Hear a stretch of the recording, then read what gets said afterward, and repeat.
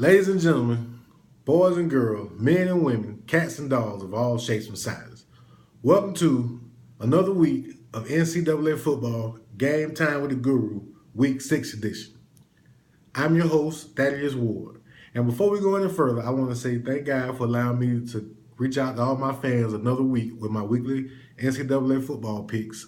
And thank God for allowing my fans to be able to receive my picks for another week. And with that being said, we ain't gonna wait no longer to get into this week picks. I know you're thinking, well, hey, Guru, what happened? Last week we didn't get no picks. Well, hey, everybody get a bye week, so I'm fresh off a bye week. I'm back now. I'm recharged. I'm amped up. The first quarter of the college football season is over with. We got some names in the Heisman race that haven't been really dazzling or wowing us this year so far. Lamar Jackson, by the way, my Heisman pick right now, as the season ending right now. Deshaun Watson, they close second, only based off the fact that Clemson beat Louisville last week. But we'll get into that later. But as of right now, hey, with no further ado, here we go. Let's get into it. This week, Friday, October 7th, number 3 Clemson goes on the road to face Boston College. Last week, I had Louisville picked to beat Clemson in Death Valley. If it hadn't been for what I would say a controversial play at the end of the game when the receiver for Louisville didn't quite make it to the sticks, Louisville would have won that game because of where it was going. Neither team defense could stop the other team's offense. So with that being said, I was looking for Deshaun Watson to be able to lead his team to victory, and he did. But at the end of the day, you can say, well, this is what I say about Louisville and Clemson. That loss shouldn't have, in my opinion, hurt either team for one of the final spots in the college football playoff this year. And if Louisville goes on the road, the only next test they would have would be to me is really Houston that left on their schedule. I'm looking at, Miami. Yeah, they good, but I think they're still a year away. That defense is really young. But no one can stop Lamar Jackson. But like I said, I picked Louisville to win last week, and they lost. Hats off to Clemson for winning a great game. And the middle of that game third quarter. I'm an Alabama fan, and I don't hide that from anybody. But to me, Louisville looked like the best team in the country. Okay, but like I say, this week I got Clemson over Boston College. Also Friday night in action, another ranked team, number 19 Boise State at New Mexico. I'm going to take the Boise State Broncos to win that game. Saturday, October 8th, we got Texas versus number 20 Oklahoma. The beginning of the year, I picked Texas to beat Notre Dame. First game, Texas beat Notre Dame. I picked Houston to beat Oklahoma. Oklahoma lost to Houston. In this game, I'm going to try that formula one more time, and I'm going to take Texas to go. They play in a neutral site. I'm going to take Texas, but Oklahoma's a home team this year. Red River shootout. I'm going to take Texas to knock off Oklahoma. Not really an upset, but knock them off. Oklahoma's just not that good. I mean, hey, let's just face it. It is what it is. Next game, SEC play. You got LSU under interim coach Ed Orgeron at number 18 Florida. Leonard Fournette is not 100%. That Florida defense is big time. I mean, it didn't look that way in the second half in the Tennessee game, but they are big time. I think it was just a matter of complacency that set in the second half of that game against Tennessee. But hey, I got quarterback Luke Del Rio. He should be back for the Gators, and I think the only difference between the Gators and the Tennessee game that week was that one, Tennessee stopped playing, and two, they didn't have a quarterback that could make 1 to 3 throws in the second half to seal the deal. But I got LSU over LSU. I'm sorry, I got Florida over LSU this week at home. Leonard Fournette is he's banged up. I don't know how they're gonna find a way to run the ball on that Florida defense. So I'm taking Florida at home against LSU. Next game, ladies and gentlemen, we got number 6 Houston, my Final Four pick at Navy. Of course, I'm taking Houston. I'm not jumping off the bandwagon. I've got those guys going to get into the Final Four. And, Greg Ward Jr., he's the real deal at quarterback. I cannot wait until Houston and Louisville get into it a couple more weeks down the line. But, hey, I'm going to take a pause for the call and stick to this week, 1 week at a time. And I got Houston beating Navy. It's going to be a close one, but I got Houston beating Navy. Next game up, I got Indiana at Ohio State. Normally, I would say Ohio State going to blow out Indiana.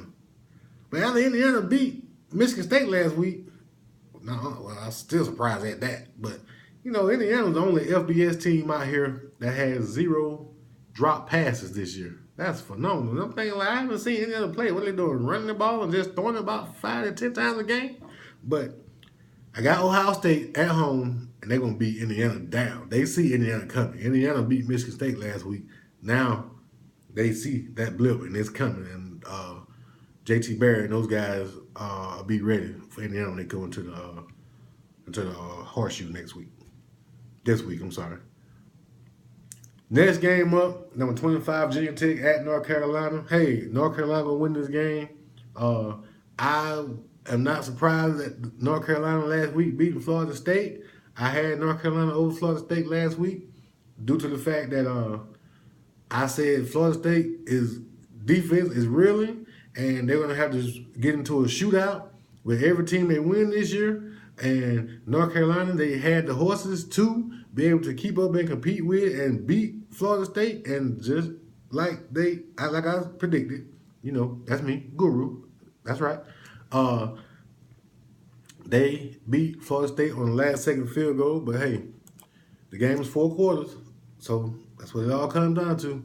But I got North Carolina at home over Virginia Tech this week. Next game, probably one of the most interesting games of the week. Number 9, Tennessee at number 8, Texas A&M. Tennessee has been living by the gun, and eventually they're going to die by the gun. And not talking violence, I'm saying they have been playing suicidal football, meaning the teams aren't beating them. Tennessee has found almost every way to beat themselves this year, except for they haven't lost yet. I had Georgia beating them last week. Thank you, Georgia, for going up with 5 seconds left on the clock, then turning around and giving up committing a penalty, moving the ball 15 yards up off the kickoff, and then letting Tennessee throw a Hail Mary and beat you at Georgia last week. It was a perfect setup for you, Georgia. What happened to you? You let me down out there. But another week is gone. Another week is here. Number 9, Tennessee, led by my man Jalen Hurd at quarterback. They haven't really played any spectacular football to me.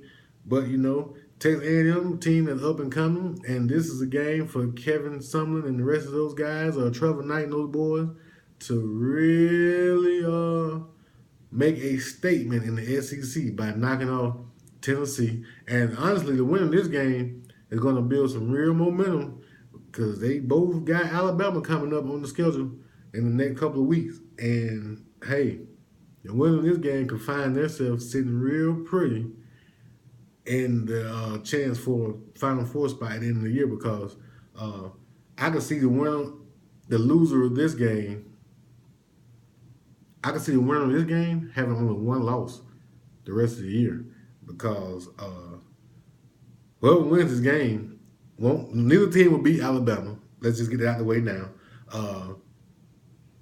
But Tennessee will possibly, to me, end up having 2 losses at the end of the year, because they're going to lose to Alabama and then they lose Texas A&M.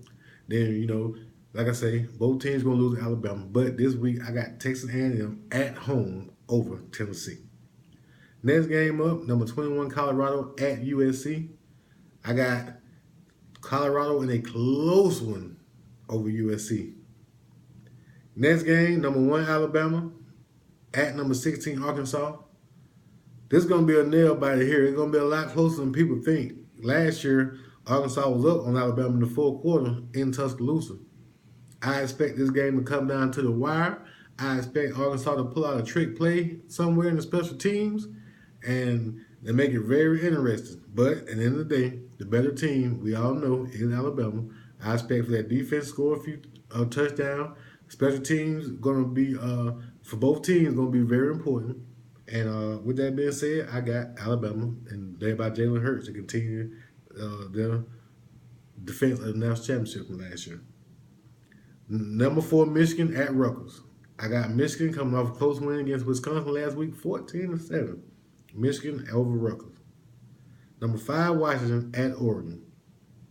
I picked Washington last week to beat Stanford. People were like, no, Stanford? Oh, no, Christian McCaffrey? Washington didn't just beat Stanford. They beat Stanford down. 44-6. Christian McCaffrey held in check. Hey, I got Washington rolling at Oregon this week. Number 23, Florida State at number 10, Miami. Florida State stock is dropping. Miami stock is rising. I got Miami at home over Florida State. Next game is Arizona at number 24, Utah. Number 24, Utah is going to be able to out-physical Arizona and get the win at home. And the final game of Week 6 NCAA football, Washington State at Stanford Cardinal. I look for Stanford to bounce back and get back on the winning track this week. Tough week last week, but hey, got to put that behind them and get back to business, get back to what they do. Christian McCaffrey, they only going to go as far as you can take them. And I've seen Christian McCaffrey kind of bottle up the last 2 weeks, but I think they're going to be able to get loose against Washington State. And all right, ladies and gentlemen, boys and girls, men and women, cats and dogs of all shapes, colors, and sizes, that concludes Week 6 NCAA football of Game Time with the Guru. I'm your host, Thaddeus Ward. Look forward to another great weekend in college football. I know you do. I do too. And well, I'll see all my fans next week and enjoy your weekend in college football, ladies and gentlemen. So long.